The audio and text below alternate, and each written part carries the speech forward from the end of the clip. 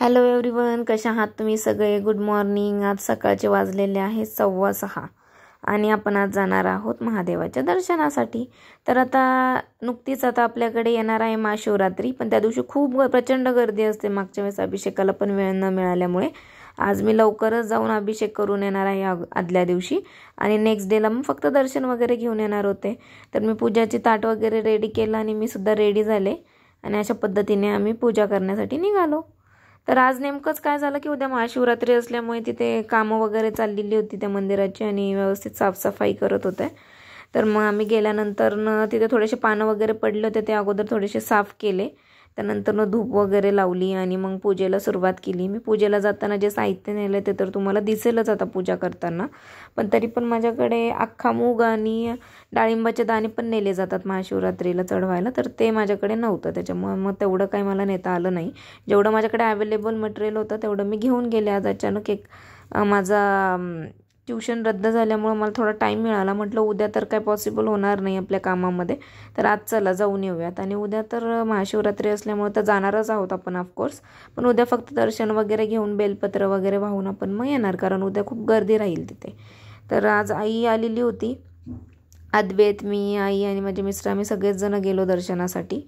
मग अगोदर मस्तपैकी सगळीकडे तिथे धूप वगैरे लावले मी आणि छान असं तिथं वातावरण क्रिएट झालं. आणि मग त्यानंतर मी आपली तुपाची निरंजन वगैरे पेटवली आणि मग त्यानंतर अभिषेक वगैरे घालायला सुरुवात केली. तर आता मला महादेवाच्या पिंडीला अभिषेक घालायचा होता आणि मग मी जाणार पण लांब होते खूप, त्याच्यामुळे मग मी जाताना सगळं असं वेगवेगळं नेण्यापेक्षा एकत्रच पंचामृत करून नेलं. अगोदर मी मग पाणी वगैरे जल चढवून ती जी पिंड होती तिला व्यवस्थितपणे मी स्वच्छ केलं. त्यानंतर मग मी जे तयार करून नेलेलं पंचामृत होतं त्याच्यामध्ये दूध, दही, साखर, तूप आणि मध या गोष्टी मी एकत्रच करून नेल्या होत्या. मग त्याचा अभिषेक केला छान असा, आणि त्यानंतर मी पुन्हा एकदा जी आपली पिंड आहे ती वॉश करून घेतली आणि मग पूजेला सुरुवात केली. आता आपण म्हणतो बऱ्यापैकी की देव आहे आणि तो आपल्यालाच या सगळ्या गोष्टी देतो. मग जो आपल्याला या सगळ्या गोष्टी देतो त्याला आपण काय देणार? त्यामुळे मी थोडंसंच नेलं होतं. अन्न वाया घालवायला मला अजिबात आवडत नाही, पण ही प्रथा पण आहे, ती पण आपण पूर्ण केली पाहिजे. आणि आपली मान्यता आहे देवावर, त्यामुळं मग मी दर्शनासाठी गेले, पण जास्त काही तिथे मी खूप जास्त असं दूध वगैरे ओतलं नाही, कारण अन्न तसंही नासं होऊ नये. आणि जो आपल्याला देतोय, आपलं पोट भरतोय, त्याला आपण काय देणार? त्यामुळे मग मी थोडंसं बनवून नेलेलं जे माझं पंचामृत होतं त्याने थोडासा अभिषेक घातला देवाला, मूर्तीला. आणि मग पुन्हा एकदा छान असं ती मूर्ती मी वॉश करून घेतली पाण्याने, आणि त्यानंतर मग मी पूजेला सुरुवात केली. आता बऱ्याच लोकांचं म्हणणं असतं की म्हणजे जेव्हा जेव्हा आपण असे मोठे सण असतात किंवा उत्सव असतात त्यामध्ये बऱ्याच ठिकाणी अन्न वगैरे वेस्ट केलं जातं, तर त्या दृष्टीने लोक बरोबर आहेत. आज लोकांना बऱ्याच ठिकाणी खायला मिळत नाही आणि आपण असं अन्न वेस्ट करणं बरोबर नाही. प्रथा म्हणून चार दोन दाणे आपण टाकू शकतो, जेणेकरून प्रथाही पूर्ण होते आणि अन्नही वेस्टेज जात नाही. तर त्यामुळं आपण बघूयात आता इथून पुढे लोकांनी काय केलं पाहिजे की अन्न पण वेस्ट नाही घातलं पाहिजे. आणि तुमची मान्यता आहे, तुमचा आपण म्हणतो ना, तुमचा जो एक विश्वास आहे, तर तो म्हणून मग फुलाची पाकळी म्हणून आपण थोडंसं प्रथा पण फॉलो केल्यासारखं होतं आणि अन्नाची जास्त नासाडी होत नाही.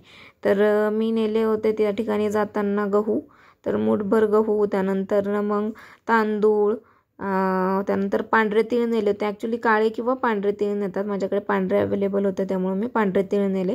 त्यानंतर साखर या गोष्टी मी तिथे चढवल्या. कुणी जात असताना हिरवा मूग पण नेतात आणि डाळिंबाचे दाणेसुद्धा नेत असतात.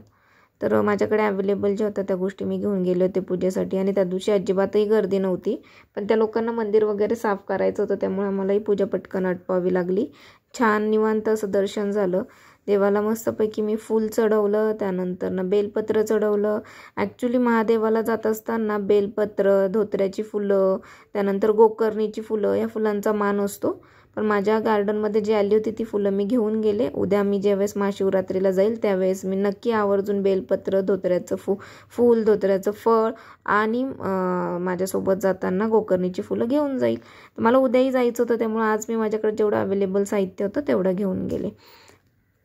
आता देवाला आरतीचं ताट ओवाळण्या अगोदर मला लक्षात आलं की माझ्या कपाळाला हळदी कुंकू नाही आहे, तर ते मी लावून घेतलं. महादेवाला पण हळदी कुंकू चढवत नाही, आयदर आपण भस्म असेल तर भस्म चढवला जातो. तर मी हळदी कुंकू वगैरे लावून घेतलं आणि त्यानंतर निरांजन तर आपण अगोदरच तेवढ ठेवलेली होती. तर देवाला मी ओवाळलं. अद्वैत आजूबाजूला सगळीकडे खेळताना तुम्हाला दिसतच असेल. त्यानंतर अगरबत्ती वगैरे मी त्या ठिकाणी धूप, अगरबत्ती आणि कापूर नेले होते. तर मग कापूर वगैरे लावून आम्ही आरती वगैरे केली. छान निवांत असं दर्शन झालं, जे की उद्या झालंच नसतं महाशिवरात्रीच्या दिवशी. त्यामुळे मी अगोदरच जाऊन अभिषेक वगैरे करून आले आणि आता उद्या मी फक्त आम्ही सगळेजण दर्शनासाठी तिथे जाऊ. छान असं मंदिर आहे, ISBM कॉलेजच्या तिकडे आहे आणि वातावरण पण आजूबाजूला खूप छान आहे, ओपन आहे. इन जनरल आपण महादेवाचे जे मंदिरं बघतो तर ते छोट्या साईजची किंवा मग गाभारा असा खाली असतो उतरता, म्हणजे स्वयंभूलिंग वगैरे असतात त्या टाईपमध्ये. पण हे ओपन स्पेसमध्ये होतं, आजूबाजूला फक्त थोडंसं कंपाऊंड होतं आणि त्यामुळे उजेड वगैरे भरपूर होता. उद्या आपण एका वेगळ्या मंदिरामध्ये जाणार आहोत दर्शन घेण्यासाठी.